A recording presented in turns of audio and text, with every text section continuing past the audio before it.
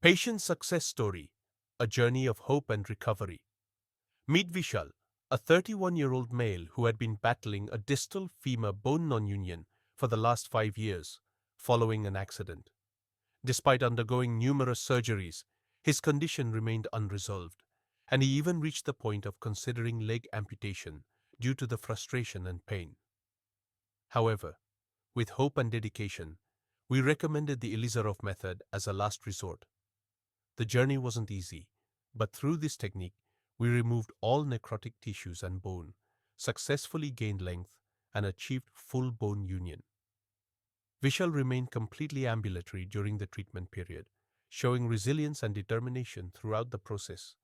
After just 6 months, Vishal is now free from disability and has regained his confidence and normal life, walking and living without limitations. His recovery serves as a powerful reminder that hope, perseverance, and the right medical intervention can lead to remarkable outcomes.